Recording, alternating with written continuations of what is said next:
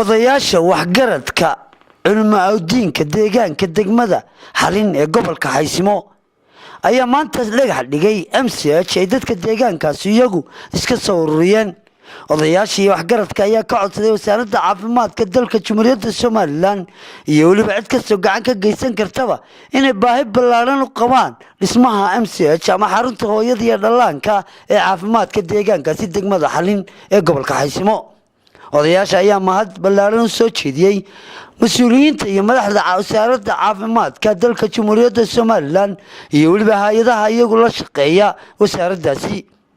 deegaanka Xalin ee gobolka Haysimo ayaa 65 kiiloomitir dhanka bari kaga beegan xarunta gobolka Haysimo ee Taleex, waxaana dadka deegaankaasi u sheegeen inay baahi ballaaran u qabaan inay helaan xarunta hooyada iyo dhallaanka.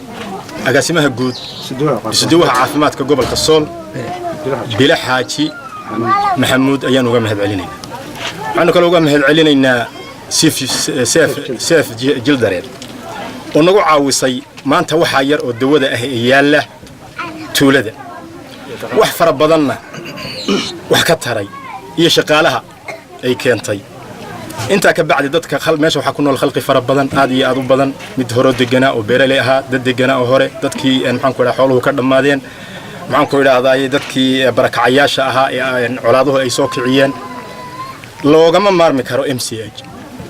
dadka inta aanu qabsan karnayna waanu qabsanay oo ahayd wixii dadka laga qaaday oo 10 kun 20 kun 30 kun 40 kun $1 $2 $3 $5 $6 inta yar oo dhagax ah oo taala oo aad ka doontaan ayaa lagu dhigay.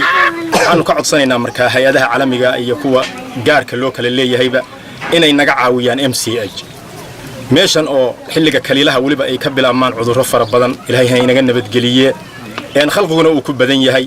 marka waxaanu ka codsanaynaa hay'adaha caalamiga iyo hay'adaha gaarkaaba MCH ka anagu dhagaxaasaanu awoodnay haddaanu nahay population-ka meesha ku nool oo ku dhaqan wixii kale waxaanu ka sugaynaa hay'adaha caalamiga iyo hay'adaha gaar loo kala leeyahay. bismillahir rahmaanir rahiim waxaan halkan uga mahad naqayaa isduwaha caafimaadka gobolka Sool Bila Xaaji Maxamuud isla markaana degmada Taleex ka sameeyay 4 MCH oo kala ah degmada La Socordun Godaalo Arooley iyo Xalin. isla markaa aad iyo aad baan ugu hambalyeynaya isduwaha caafimaadka gobolka Sool. waxaan kaloo aad iyo aad ugu hambalyeynayaa hay'adda Seef Jildareen oo xaruntan activity-ga ka samaysa.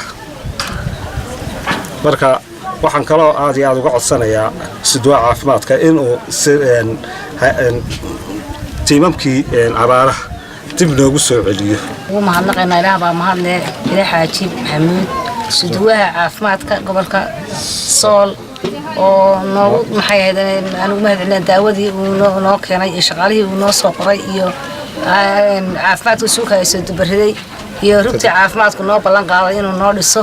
imikana aanu ka sugayno haddana waxa weeye waa saxaafadda waad aragtaan meesha aanu joogno wax ku daaweynayno. waxaan u baahanahay in loo dhiso MCH si degdeg ah aanu dadka maxay ahaydeen aan ugu daaweyno. waxa weeye waa deegaan aad iyo aad u ballaaran dadka ku nool ilaa 700 iyo 50 qoys baa lagu tilmaamaa haddii ayaan ka bidnaynba.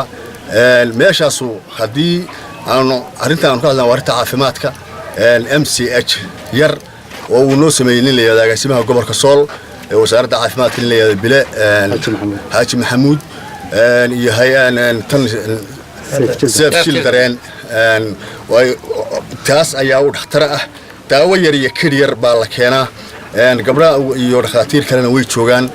meesha ay ku jirto waa qol deegaanku leeyahay iyo isduwaha caafimaadka inta yar oo la keenay hadda waxaan hayna ma jiraan. sidaa darteed waxaan u baahannahay in si dhaqso ah inay si degdeg wax noogu qabtaan oo MCH-kana loo dhiso si dadku caafimaad u helo hooyooyinka uur kale iyo kuwa magaalada tabcaanka iyo caruuraha. وبرخد عمر أحمد البانتا دولة جمهورية الصوماليلاند.